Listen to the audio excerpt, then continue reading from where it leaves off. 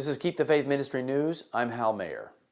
Jesuits in Britain exuberantly proclaimed the news that a deal had been reached in Paris at the Climate Change Summit, where 195 nations signed a new agreement struck December 11. Quoting from the Jesuits in Britain website, a friend of mine who works for DECC, that's the Department for Energy and Climate, really couldn't contain herself.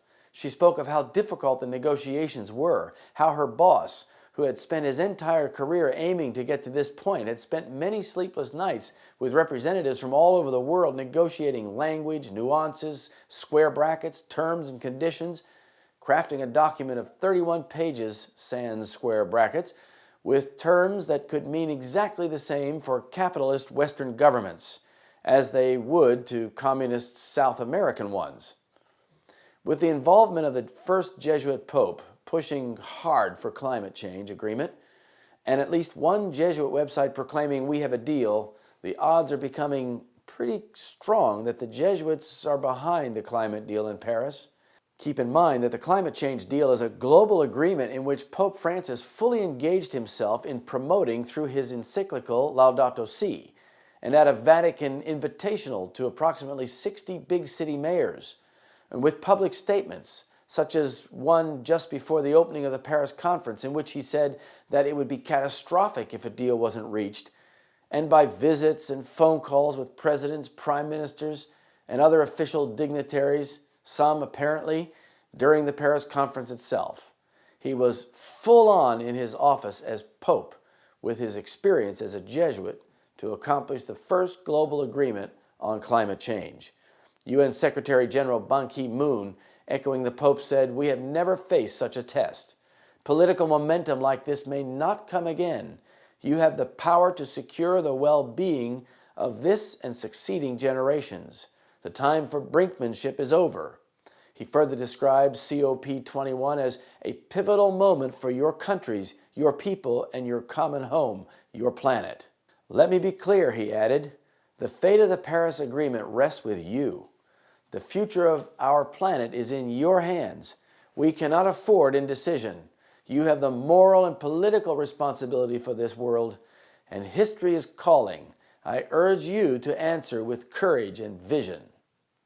Those grand-sounding words were designed to encourage a deal in response to the papal moral leadership, in which the developed nations would redistribute wealth in terms of billions of dollars through a fund at the UN to support developing countries in decarbonization.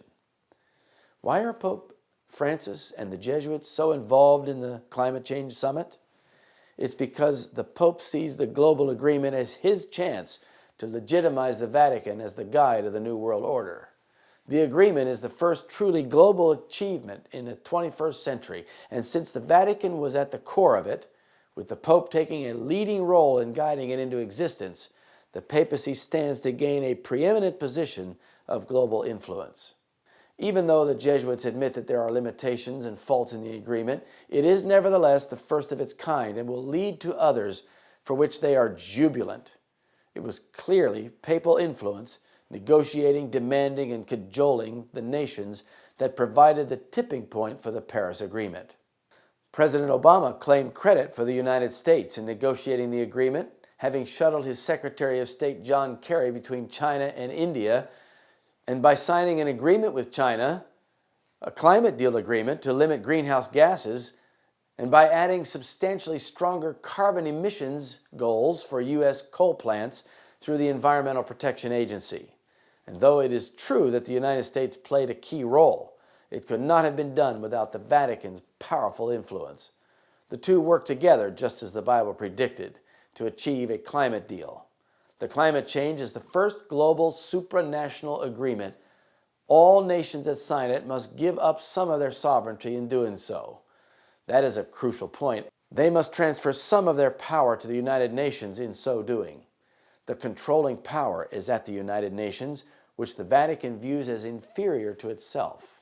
The Vatican is using the United Nations and the United States as its political tools, laying the foundation for its ultimate goal, of which the climate agreement is merely the foundation, a universal law linking the environment or creation to worship on the only day that Rome promotes for worship, Sunday.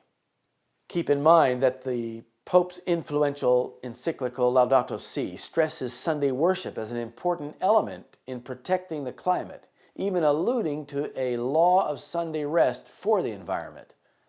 The Jesuit Pope is clearly now leading the New World Order from behind the scenes.